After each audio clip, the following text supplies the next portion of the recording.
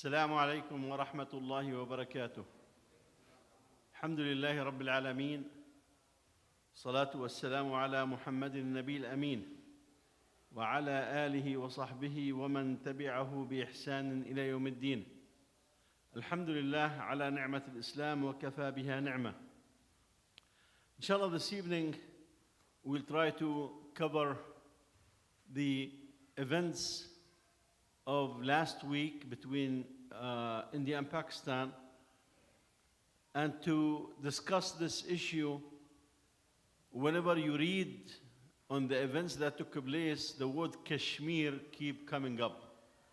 So we will discuss the issue of Kashmir also, and some historical aspects on this issue. Inshallah, I am joined by our dear brothers Khalid Ansari and Umar Baloch that will shed some light on this issue. But a quick background, India and Pakistan used to be part of the greater India under colonial rule by the British. And at one point, for historical reasons and some other reasons, the split happened between India and Pakistan. War erupted at that time under the British colonial rule. The issue of Kashmir was left hanging between India and Pakistan. And this is really colonial tactic, because when the British left the Muslim land, they left three issues hanging so that they can always have a comeback. And the Muslim Ummah have been bleeding with those three issues. The issue of Kashmir, which we will talk about tonight. The second issue is Palestine, where they brought, the Jews to Palestine, armed them, and get them to declare a state and expel 750,000 Palestinians, and the issue of Southern Sudan, which ended in a few years ago with the split between Sudan and Southern Sudan, which still did not solve the problem. The wars are still ongoing. So it's important to recognize that the issue of Kashmir is not unique from that perspective as colonial, remnant that was left in the Muslim world. What happened recently is that gunmen in the Kashmir area have attacked tourists, and 26 of them were killed. India blamed Pakistan for this group attack. Pakistan said, let's form an independent commission to look into this because we have nothing to do with this. And because of this Hindu nationalism, India had to do something to satisfy the population. So they start an attack, missiles and planes. Of course, they were disappointed in their attack because there are narration that 5 of their planes were shut down. India said 3, but the numbers may vary. But the point is, Pakistan have used Chinese-made missiles and technology. And that have really got the people, and when I said the people, the observers, to really watch closely what is happening in this regard. Because that would give an idea of how this new technology, the Chinese defense and offense technology would act in a future war. So there were significant things beyond the issue of the war that took place in this regard. Now, Kashmir is called the Jannah of Allah on earth. Kashmir is so beautiful, the terrain, the landscape is so beautiful, it's called the Jannah, paradise on earth. And it was more than 100 years ago that Westerners, start paying attention to this beautiful land. It just caught the imagination of the people who like, nature. And from 100 years ago or so, people start visiting Kashmir from all over the world for that beauty in this regard. So in this context, those tourists were coming, but the tourists, my understanding, there are some different narration, but all of them were from inside India in this regard. Some Muslims, some were Hindus in this regard. But anyway, 26 were killed as a result, and that's resulted in what took place last week. We'll talk later on 3 wars that India and Pakistan have fought from 1947 to 1965 to 1971, which resulted in the split of Bangladesh, which used to be called East Pakistan, because India comes in between Pakistan and East Pakistan, which is now known as Bangladesh. So inshallah, we'll try to shed some light after we have some thoughts and perspective on the issue of Kashmir, because the bulk of the Muslims have really no idea what, when it's mentioned the issue of Kashmir, it's people, their minds are blank. What Kashmir? What are you talking about? Which piece of land? Why it's there? And then there's this little more complication that part of Kashmir was given from Pakistan, was given to China. And of course, Pakistan and China, for those who do not follow, are really very closely working together. Historically, and I'll finish with this, inshallah, and then we'll go to the issue of Kashmir. Historically, there was a conflict between 3 powers in the world: the US, Russia, or the Soviet Union then, and China. And the US was the so-called superpower, power number 1. The Soviet Union was number 2, and China was rising. And China was making fun of the Soviet Union's communism, saying, you are no communist, we are the real communists in this regard. So at one point, the US and Soviet Union helped India to develop nuclear weapons. This is a very important point. It's a very important point to remember that the US and Soviet Union helped India to develop nuclear weapons. Why? Because they want to balance China. At one point, China was able to develop nuclear weapons. So in order to balance China, basically the US, let's make China busy in its locality. So they helped India to develop nuclear weapons as a counterweight to China. So what did China do? Helped Pakistan develop nuclear weapons. So basically, China's saying, okay, India, you are too small for me. Deal with Pakistan. I am going to deal with the big powers in this regard. So this is, a simplified explanation of how India and Pakistan got their nuclear weapons. But now for a historical perspective, from the War of Independence, so-called, or partition of India, until recently, we'll hear from our brother Khalid Ansari in this, and then we'll hear some comments from brother Omar Baloch, and I'll give the conclusion, inshallah. Oh, he's coming.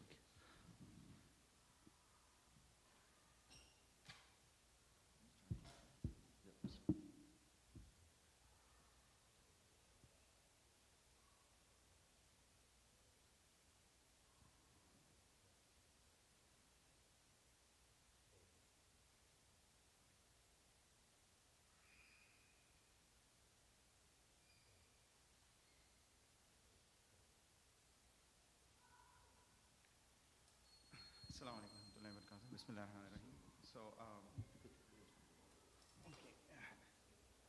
So as Brother Hisham mentioned, I will just highlight chronology of events since 47, where Kashmir has remained the epicenter of the cross-border conflicts. And also some of the measures that, as Brother Hisham mentioned, that currently India is ruled by a hyper-nationalist political party, and and they have to have continuously be engaged in the rally around the flag phenomena. So when there is cross-border conflicts, the nation, rallies around the government to, show that, the government is doing anything to around anti-Muslim agenda. So there are a lot of things that have happened inside to marginalize the Muslims, as well as in Kashmir. One of that is taking away the autonomy of Kashmir, which I will cover in the next few slides. So quickly, as Brother Hisham mentioned, India was a once united country with East Pakistan, that was Bangladesh, and then the West Pakistan is the current Pakistan, all part of the larger subcontinent. And it remained a Hindu majoritarian state, but Muslims between India, the divided Pakistan, the Bangladesh formed a good one-third of the nation's population. When the partition happened, the Kashmir issue was what remained unresolved. And during the partition, there was a lot of large-scale violence, where about 14 million people were displaced, and about reports vary from 200,000 to 2 million people died during the partition. And when the Britishers left in India, the Kashmir issue at that time Kashmir was ruled by a prince called Hari Singh. He was not a Muslim, but Kashmir was a largely Muslim state. I think close to 80% of the population of the Kashmir were Muslims. But for various reasons, the prince who was ruling the Kashmir was a Hindu. And right after the partition, there was some resurgence or revolt happening against the king.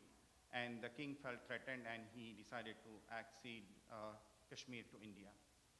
So since then, India continues to maintain control for the majority of the Kashmir.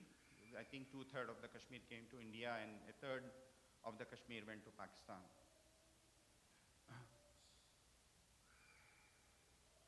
And at that time, also a plebiscite or a referendum was promised to the people of the Kashmir, which means that the people of the Kashmir will decide the future of the Kashmir, where they belong, whether they go to Pakistan or they go to India or they remain independent.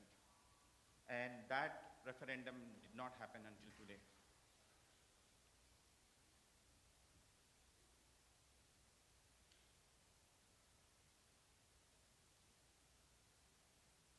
And in '65, there was one cross-border conflict. There were several small-scale skirmishes between India and Pakistani soldiers. And later on, that escalated into a Pakistani invasion called Operation Gibraltar. That conflict lasted a few weeks, but there were a lot of casualties. About thousands of soldiers on both sides were killed.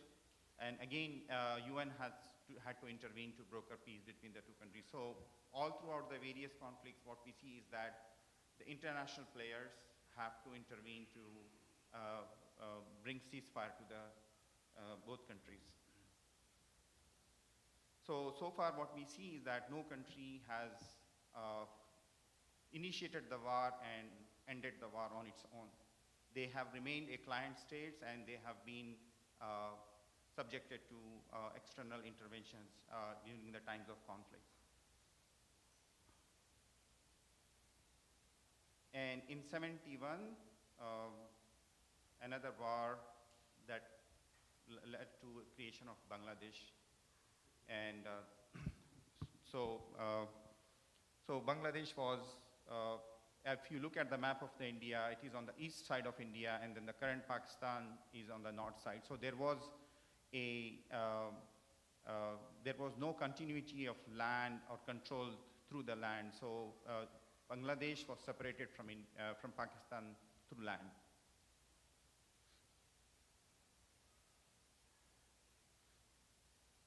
And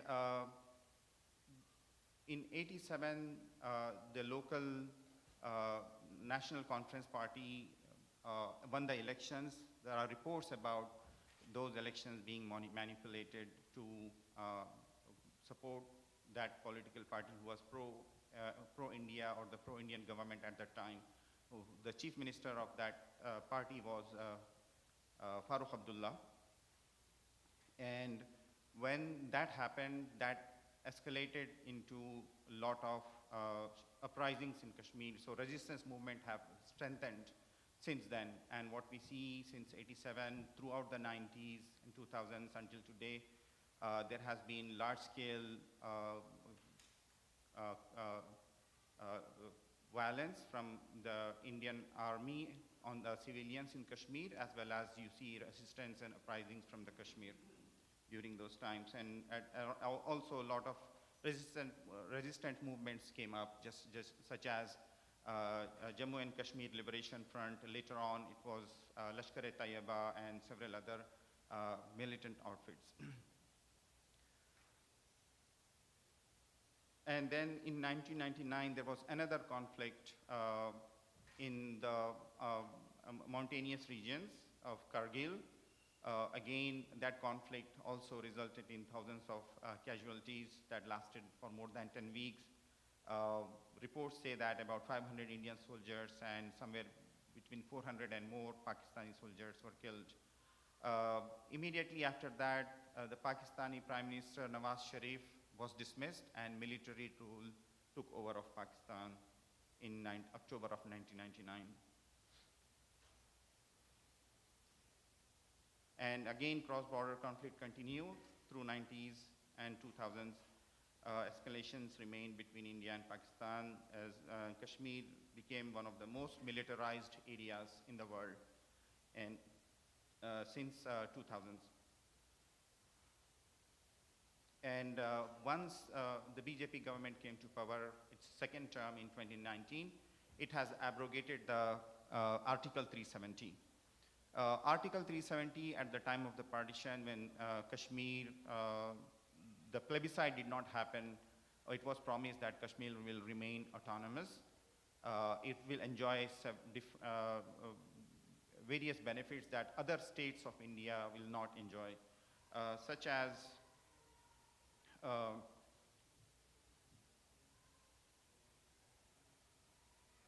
it exempts Jammu and Kashmir from Indian Constitution.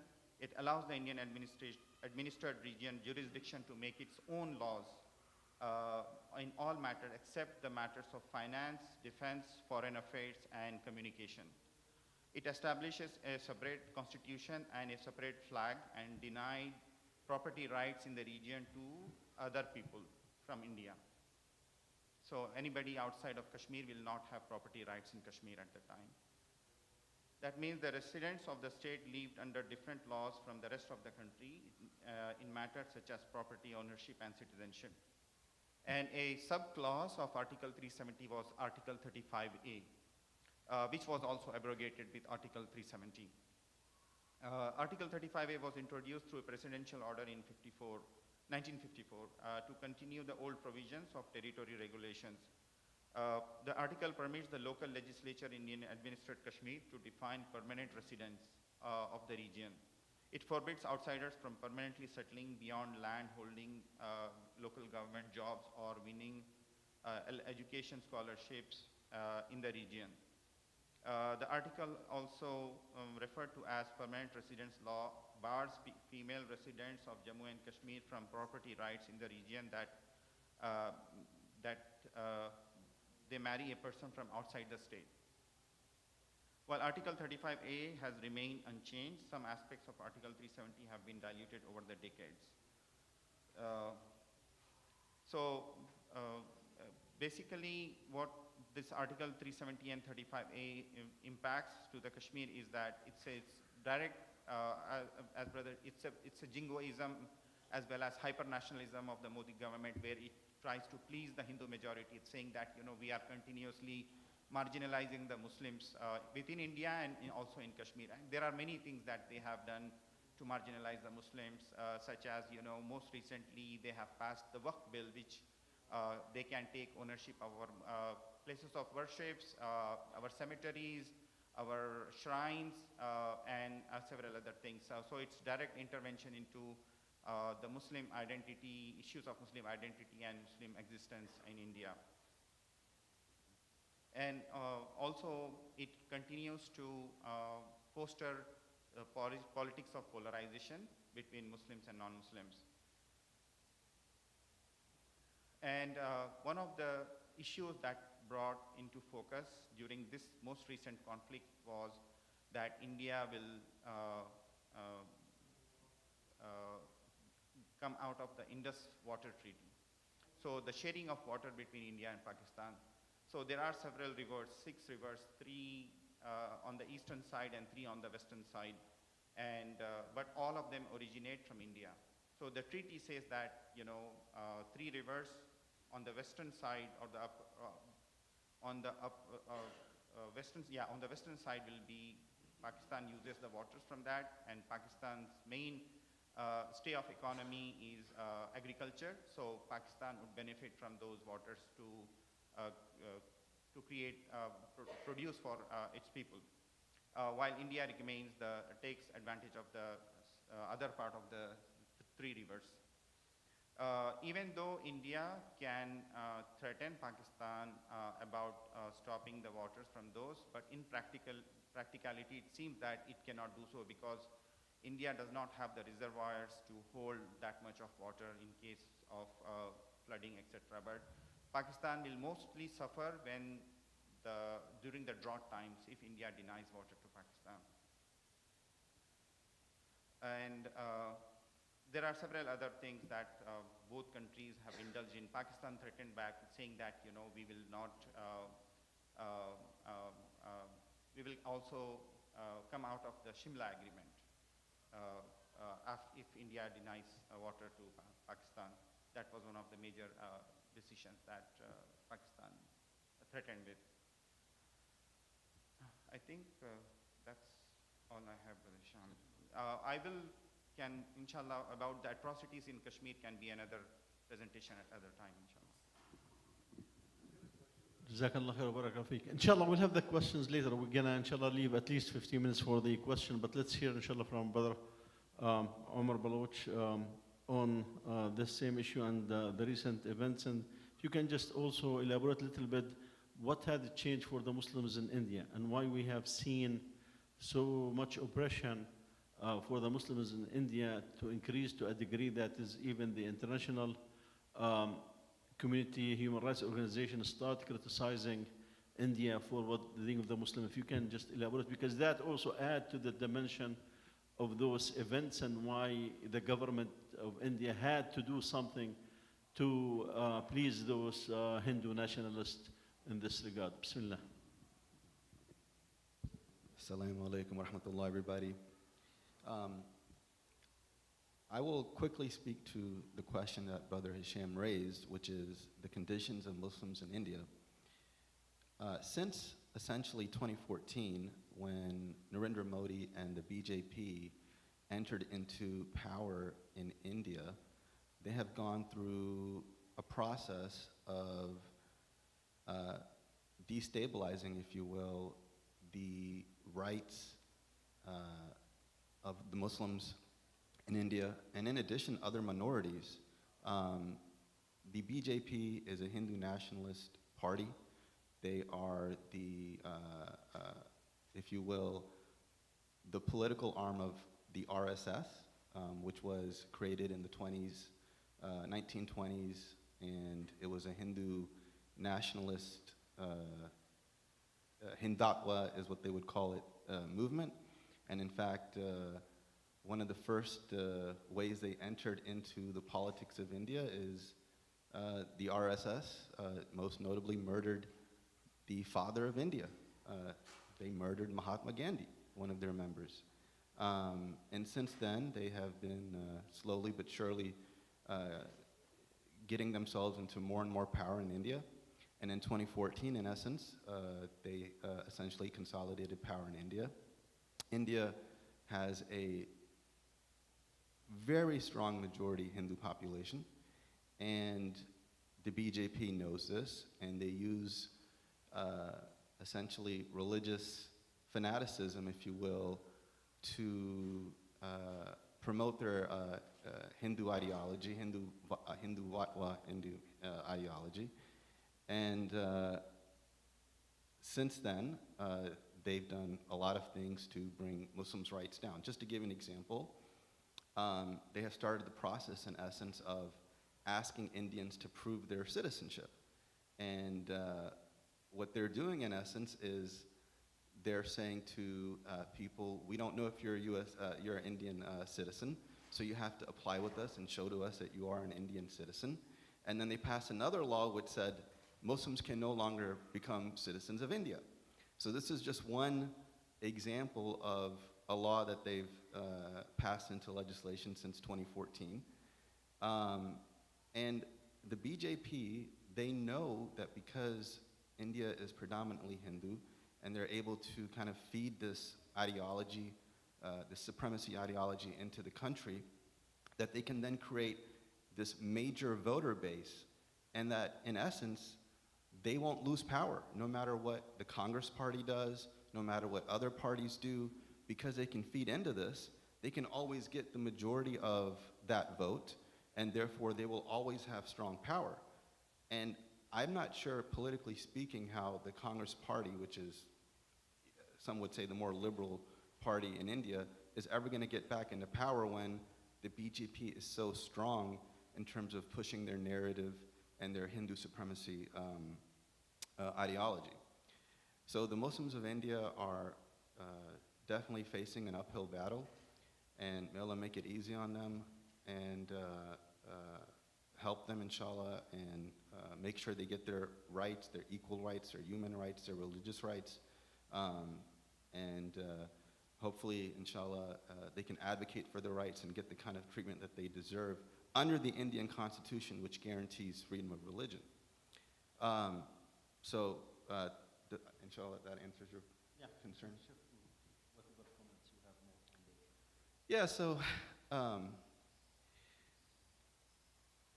in 2019, a young man in Kashmir, he took a vehicle, a truck, and rammed it into a bus loaded with Indian soldiers, and it detonated, and many, many Indian soldiers in Kashmir passed away. And after that event, India blamed Pakistan, and they attacked Pakistan, and Pakistan defended itself. They shot down one of their pilots and then returned that pilot. And they used that event, in essence, to provoke Pakistan and to start some kind of initiative, militarily wise, to put pressure on Pakistan. The same thing happened again just a few weeks ago with this Pahalgam incident. I apologize if I'm not pronouncing the city correctly. No one knows who did that incident. I'm not saying Pakistan did it or Pakistan didn't do it. I'm not saying a Kashmiri group did it. I'm not saying the Indian government somehow conspired and did this as some kind of way to attack or justify an attack to Pakistan. I don't know. No one knows. All I can say is that the Pakistani government immediately said there needs to be an independent investigation, and we need to figure out who did this. But within 5 minutes of the attack, the BJP government had made their decision, and they blamed Pakistan without even trying to do any kind of investigation. They just, within 5 minutes, they said, it's Pakistan and we're going after Pakistan.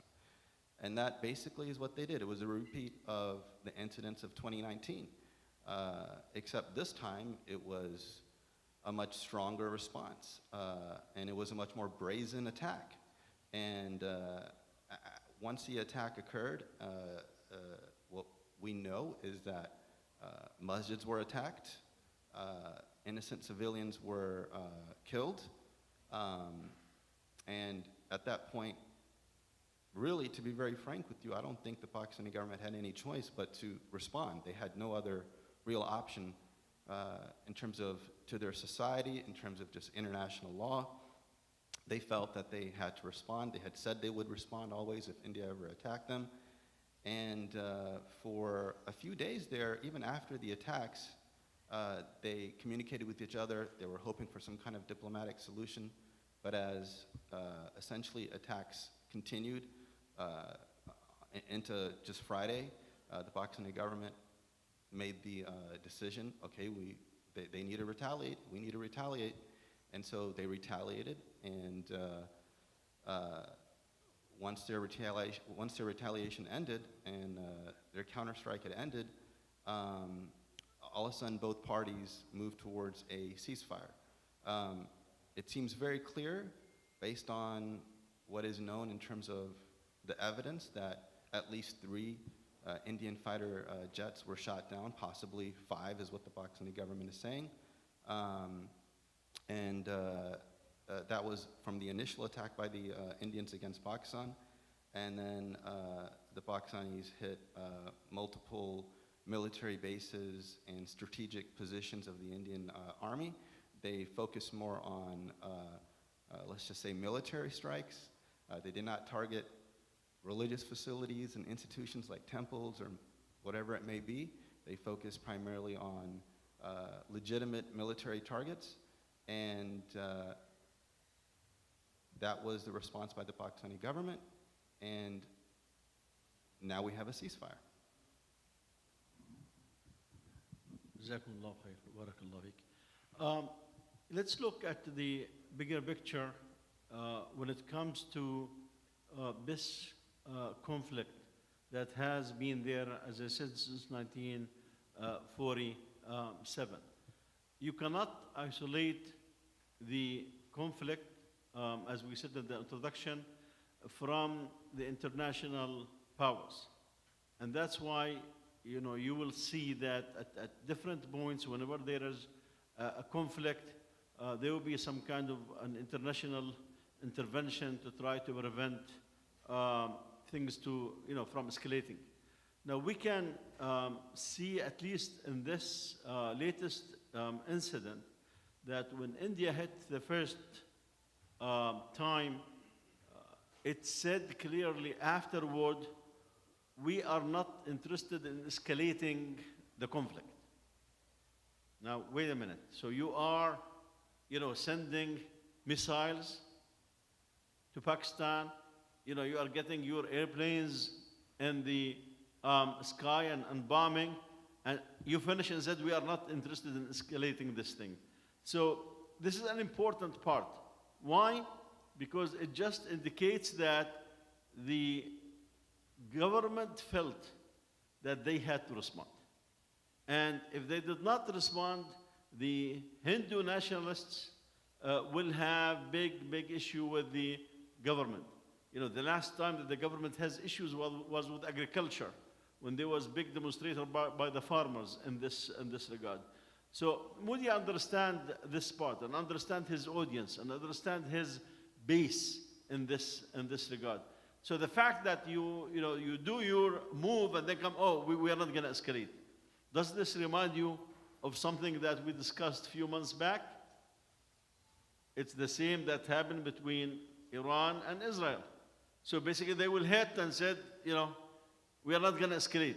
Because basically they need to satisfy their own, constituency, their own base of support in this regard. And Iran had to do the same. Netanyahu had to do the same. So within those countries, within this politics, we need to understand that a nuclear weapon-based war was not a possibility. You hear, different news outlet that, are we going to have a nuclear, war and this and that? Of course, it was clear that this is not the type of war that is coming, and this is not the type of conflict that would lead to such a thing. This will be the last resort in this regard, because basically nuclear weapons, the use of it means that mutual destruction. And that's why, for example, between the Soviet Union and the US and China, things that does not get to the point of direct conflict. They may take some, regional wars like what we have between Russia and Ukraine in this regard with many objectives in this regard, because they realize the U.S. is trying to take over Ukraine and get it to their side. You look into the India and Pakistan as we hit, you can see a mirror of this aspect. China, for example, had an interest in getting the nose of the Indian government muddied, because that's their technology, and they are very heavy. I mean, they are not hiding their happiness. And of course, the U.S. is also watching in this regard, because if there's a conflict over Taiwan, you know what to expect in this regard. And we have also seen this before, when at one point there was a conflict between China and the U.S., that the Chinese defense minister said that Los Angeles is within the range of our nuclear weapons. Meaning, look, if you want mutual destruction, we are ready for it. That's why I would say that nuclear weapons was not really in the cards in this regard. So the moment that India said, we are done, we are not going to escalate, now Pakistan cannot just sit and say, oh, they are not going to escalate, we are fine, they are fine. They can't. They can't. They had to do something. And according to reports, the high-level contacts, the so-called hot channels between the two countries, they never ceased. Yeah, there was still contacts between the high-level officials in this regard. I'm not suggesting that this is a play, and not suggesting that this is something, pre-arranged or this and that. I'm not suggesting, this. But what we are saying is that there's a reality, which is an incident in Kashmir. Remember, this is a major incident because it hits civilians from different parts of India in this regard. So this touches on the country as a whole. And again, as was mentioned about the plight of Muslims in India, this is not new. Historically, from the time that the Sikh controlled Kashmir, I mean, imagine the Sikh, when they controlled Kashmir, they would issue this declaration in the old days saying, if a Muslim slaughter a cow, he is to be executed. I mean, just to slaughter a cow to eat, you will be executed. Not to mention, other restriction on the religion and on the population in this regard. Those new restriction in India on the Muslims, again, in the past few years since Modi came to power, we have seen young Muslim men being dragged and killed. He ate cow meat. He ate some beef. So this by itself will get some people to say, oh, we have to do something in Kashmir in this regard. Now, difficult to justify killing civilians in this regard, but this is really what took place in this regard. And when you have the guts to come and say, look, yeah, we know there's a special status of Kashmir that Brother Khalid explained, with all those clauses, now you come and says all of it is gone. Kashmir is now an integral part of India. The Indian laws will apply to Kashmir, and from now on, this special status is gone. So, you would expect some kind of resistance from this part. And to come and say, oh, Pakistan is always behind whatever happened, from my perspective, that's a simplified way of looking at those events. There are something that are local, and there are something that Pakistan or the Pakistani intelligence, ISI, may at one point feel to do something in this regard for political reasons or what have you. So we would not expect that this issue is to be resolved. Now we have heard that President Trump expressed interest in mediation over Kashmir, and Pakistan is very happy about it. India is very, very rejecting to this effort, because India always looked at Kashmir, but waiting for the right time to give Kashmir the status. It's an integral part of India, period. So there's not a special status. So when Pakistan historically is asking for a third party, whether it's the United Nations, whether it is the US, whether it is the British government, because the British government have still clout, you know, maybe now much less than before in this regard. So where this thing is heading, as I said, we do not expect this thing to get beyond what had happened. Although you have heard in the last 24 hours, Pakistan accused India of violating the ceasefire. India is accusing Pakistan of violating the ceasefire. But this is typical. In every conflict, you could see between Russia and Ukraine, you could see this, even when between the Hamas and the Israelis, when there was an agreement. You will hear this all the time between the two parties, so that is meaningless. It does not really add anything to the conflict in this regard. Where to go from here for both governments, there's no doubt that both governments score big points with their base. The Pakistani government is very popular. Pakistanis are dancing in the streets. They said, we defeated India in this regard. So you would expect some of this dynamic to affect the political status of the next election, especially that Imran Khan is still in the prison, although his people have got a good number of seats in the parliament in the last election. How this will play into the future of Pakistan would remain to be seen. But going back to India, I mean, it just says that Modi is there. He's there for years to come, because as Umar alluded to, Congress Party, the party of Indira Gandhi and Nehru and this that have ruled India for a long time, they are really do not have a direction. Now remember that Muslims in India count about 200 million plus, which is more than 2/3 of the Arab world. Imagine, more than 2/3 of the Arab world, Muslims are in India. So that's a substantial number of Muslims that are there. Somebody may point out, well, India's 1.3 billion. Yeah, but again, this is not a population that you could underestimate. The last point, inshallah, that I want to make in this regard is there is a mirror image, a parallel image that you can see between the Indian policy toward Muslims and the Israeli policy toward the Palestinians. And in the last 15, 20 years, you have seen the Indian government and the Israeli government getting very, very close. Although historically, from the time of Indira Gandhi, basically they were in support of the issue of Palestine. But the enmity to Islam and Muslims really have blinded them about anything else except working together. You can see some of the policies concerning the land and ownership and citizenship, and when India made this law that says any person who is being persecuted can come to India and seek citizenship, except Muslims.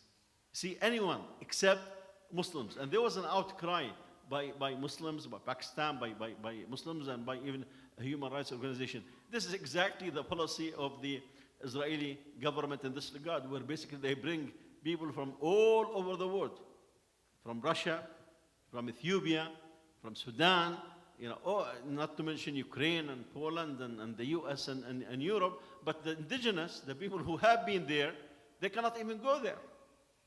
Except if you get to become a US citizen or a Canadian citizen or a British citizen or a French citizen, then you go and visit your old home, because now they treat you like a kafirun.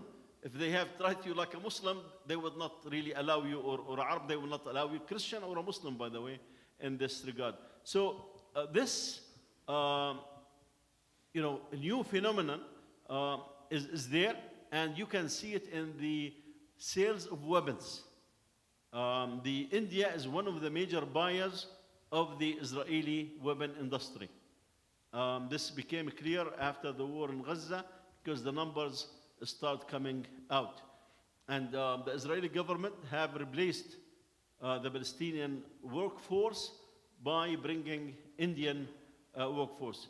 If you go to the airport, if you go to some areas, you'll be surprised to see, Indians in there and, speaking Hindi in this regard. So there is this increased relationship in there. Also, if you go to the market, you will see made in India. Made in India is becoming more and more in the markets, in the, at least what I saw in the Muslim sector in this regard, which again indicates that this thing is increasing.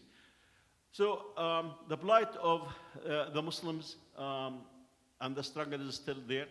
But alhamdulillah, we have seen in the last few years that at least Muslims start standing for themselves and making a difference. The way that this thing went between India and Pakistan, the way that we have seen the steadfastness of the Muslims in Gaza and the West Bank, and the way that we have seen other conflicts in Libya or those with other Muslims in Sudan, indicate that the plight of the Muslims who try to really find a venue for them to move forward is moving forward, and the plight of those who are opposing to this, supported by some of the countries that really do not like or want the well-being of Islam and Muslims in this regard. And unfortunately, some of the Muslim countries are in this category. If some of those Muslim countries who have millions of Indians working in the Gulf, if they stand and says you cannot do this to Muslims, it will make a big difference. But unfortunately, we have seen them building temples, going to India and praising Modi and inviting him and this and this and that. And this just show that the people sympathize with the cause of Islam, and the rulers are nowhere to be seen. We ask Allah subhanahu wa ta'ala to bring the khair and the good for the ummah, and to bring justice for the whole world. Allahumma ameen. Inshallah, we have 15 minutes for questions and answers and comments. So we'll start with the brother Abu Yusuf. Bismillah.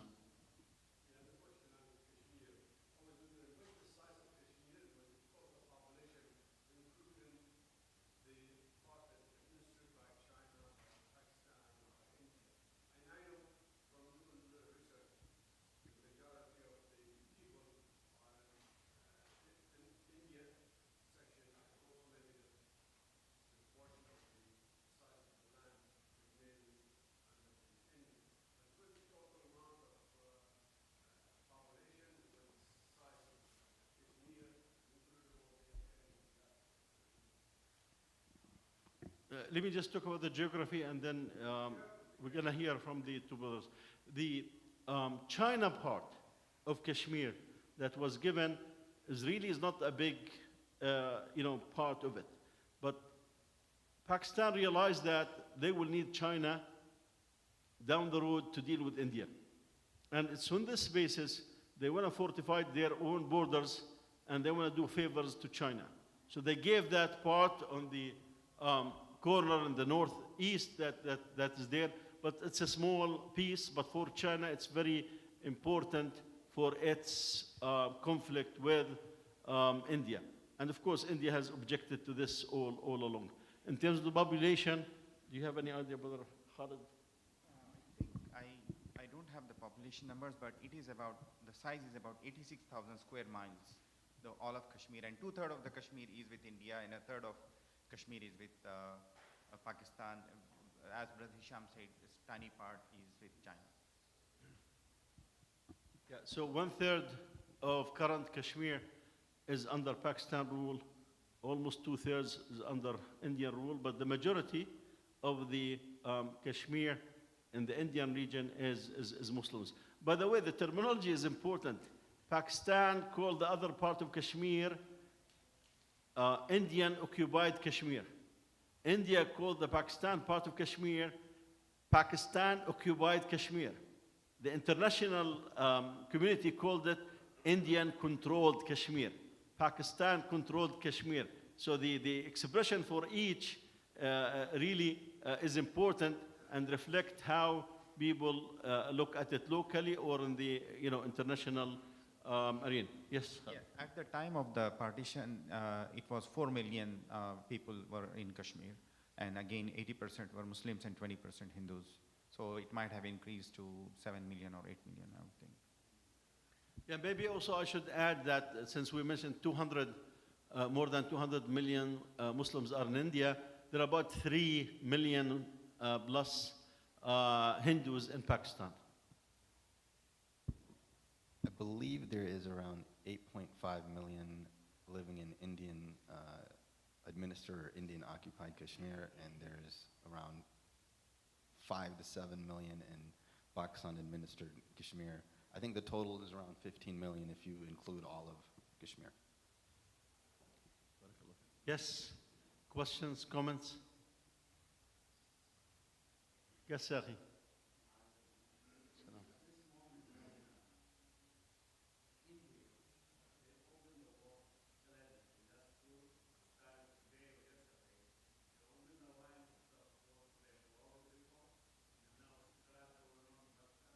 Yes, the water has been opened, and that was part of the ceasefire agreement.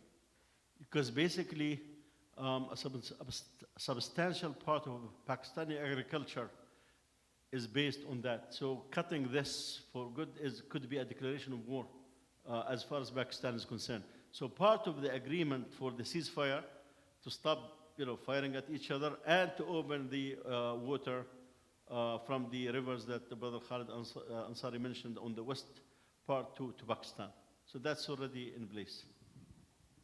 Yeah, and this is a real serious issue. Pakistan is an agricultural country. 80% of its economy is essentially based on agriculture. And the Indus River system is the key to all of that. You have to understand, Pakistan, just to give you an idea, has the largest number of canals in the whole world if you just look at a country. They have the largest number of canals.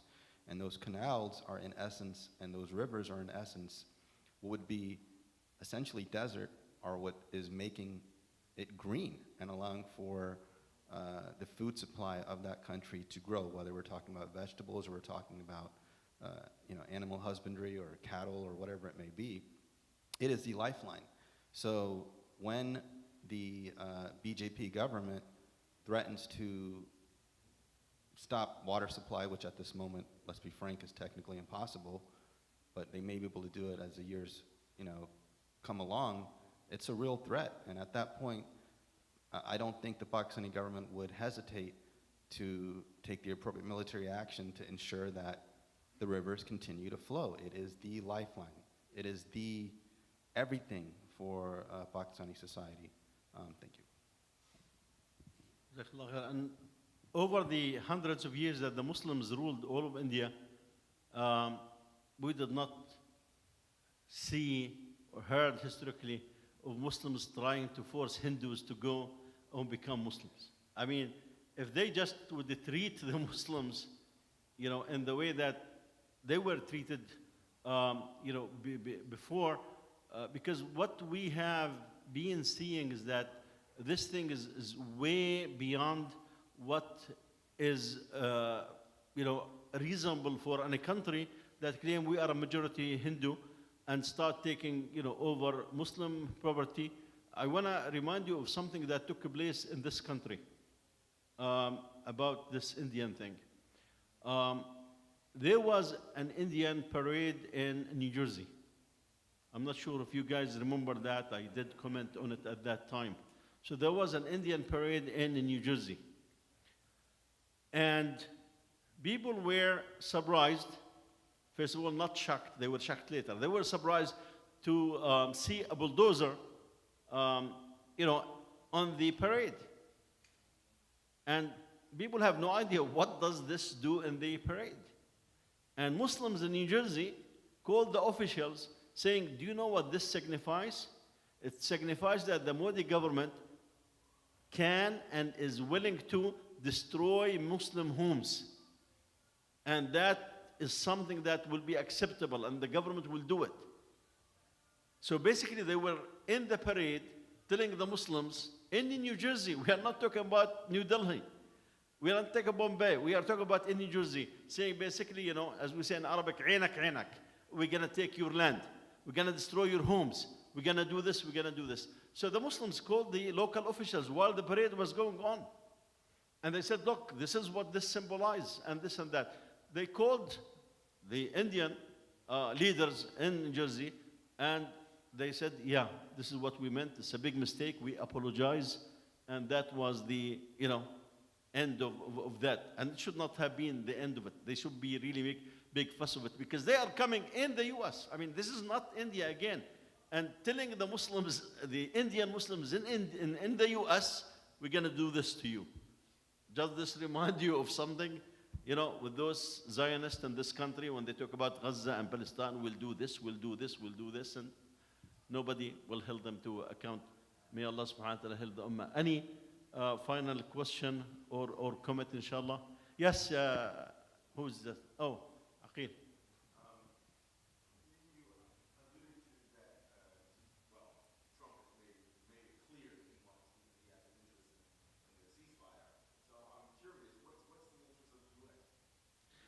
That's a good question. In fact, I should have commented on this earlier. The question is, Trump commented that he had, a role in this ceasefire, and the question is that what sort of interest does the U.S. have in that region? Now, it's really a good question, because if you remember, when India started shooting, what did the Vice President of the U.S., J.D. Vance, said? I quote, "This war is none of our business." This is the Vice President of the United States said, "This war is none of our business." What does this mean? We are not going to interfere in this regard. We don't care. This is not touching our, vital interests in this regard. Now, toward the end of it, Pakistan said that the U.S. played the major role in getting the ceasefire. And India downplayed that part. Now, you can pick, your choice in this regard, but from my understanding, really, the ceasefire was a de facto coming. And I don't think the U.S. have forced anything. But our president, right? I mean, he likes to brag. Oh, we did this, we brought this, because basically, Ukraine, when he said that if I become a president, Ukraine war will stop in 1 day. And how long he has been there? Right? For 3-4 months now, nothing have changed. So this bragging, I don't think it's, really of any value. Now, why the U.S. Really that part of the world is not of vital interest for it. You remember when Trump in the first term, he came and said that from now on, we're gonna give Pakistan zilch, nothing. And he close relationship with India. And Pakistan made an immediate declaration afterward saying, okay, from now on, we are strategically connected to China. From now on, Pakistan said, this is Trump's first term. So Pakistan said, from now on, we are strategically allied with China. And we know from the past, 10 years or so, Pakistan got nuclear plants from China. At least 4 of them are operating. And of course, Pakistan had no funds. So you can see who financed this in this regard. So there's not much economic or political, vital interests of the U.S. in that part of the world in this regard.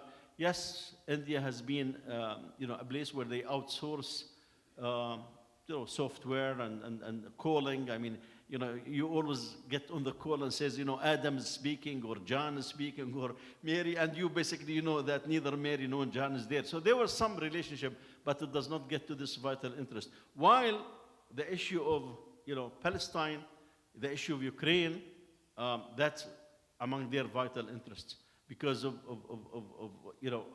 their attempt in Ukraine to deal with Russia, of the emerge of Russia as a power, to really get Russia back to where it was like 10, 15 years ago in this regard. So what happened is really of very importance to China, more than anybody else in this regard. Of course, Putin is also in the mix in this regard, and Putin needs both to have good relations with India and Pakistan. Because remember, Pakistan sold Putin weapons in this regard. At one point, the U.S. asked them to give Ukraine weapons. So it's not the only country. There are many countries in the world. Even in Israel, the U.S. just pulled a whole set of anti-aircraft missiles and sent it to Ukraine. From this perspective, as I said, I do not see the vital interest in this regard. And the saying of Trump that he will mediate Kashmir, I don't think it's going to go anywhere, because he will forget it tomorrow. When he go to Saudi and Qatar and the Emirates and see the big money and see the Saudi is offering $1 trillion over a few years. Iran said, oh, we can also offer $1 trillion if we can do this. Then why he would care much about spending time in this regard?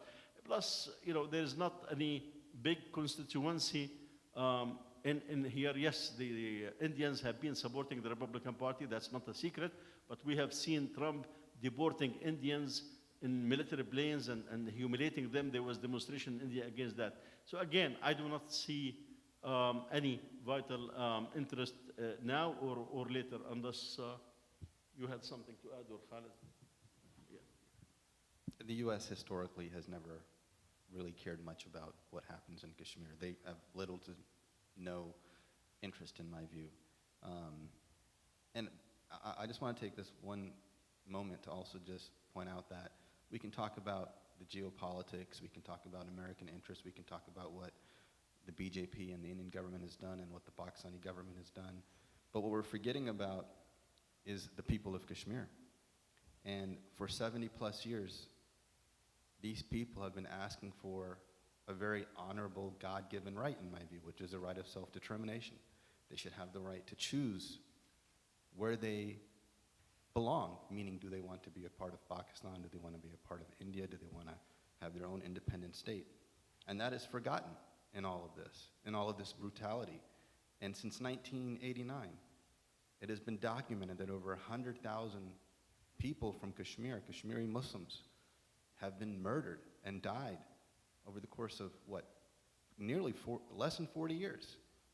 And we have a situation where those people have very little to no legal rights, where they are detained upwards of 2 years without told what crime they've committed, why they're being detained, with no right to a hearing before a judge to find out why they're being placed in custody. You have a situation where there are women who have been widows, but they don't have a deceased body to actually be a widow. They don't know what has happened to their spouses. They don't know what has happened to their sons. People just disappear. And this has been going on over many, many years. And this situation has only gotten worse with Article 370, where the Indian government has started a substantial shift in its policy and its law, and most importantly, in its demographics.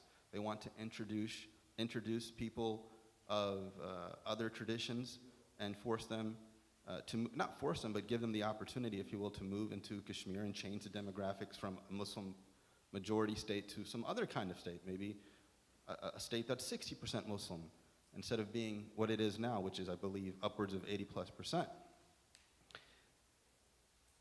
They have created a situation in the last 5-6 years where they've created an open air prison, in essence, where movement is limited, where people are detained, where people are murdered. It is documented. And in the last few years, when you're a human being, there's human psychology. People, when they're humans and they are attacked repeatedly, when their families are attacked repeatedly, when when their children are taken from them, there's going to be a human reaction. And until this situation is solved for the people of Kashmir, this is going to continue to reverberate. This is going to continue to go on. And in another 4 or 5 years, there'll be another event and another situation like this.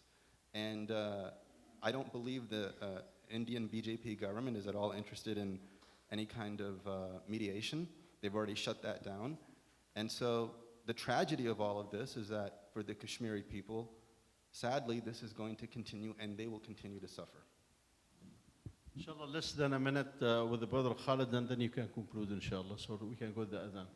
Yeah, in closing, actually, it is important that we understand the Hindu supremacy because it's no longer relegated to India, and also that it's not just the Muslims who are the victims of them. There are lower caste, Dalits, the indigenous Adivasis, and also people who don't speak Hindi are also the victims of Hindu supremacy. Now they are one of the largest sources of Islamophobia outside of India, especially in the West. In the US, they are actively working in inserting Islamophobia into the school curriculums, in the universities, in the government against Muslims. And also, you will see that they will come in different ways of promoting culture, but if you unmask that, it is all Islamophobia. So you will find them actively inserting Islamophobia in our school textbooks. Our children will be learning wrong stuff about Islam and Muslim history throughout the world. And they are very rich. They are spending millions of dollars in establishing chairs at various universities. So we need to be on the lookout about this source of Islamophobia. Jazakumullah khair. جزاكم الله خير. inshallah next week we'll talk about Gaza. سبحانك اللهم وبحمدك نشهد أن لا إله إلا أنت نستغفرك ونتوب إليك.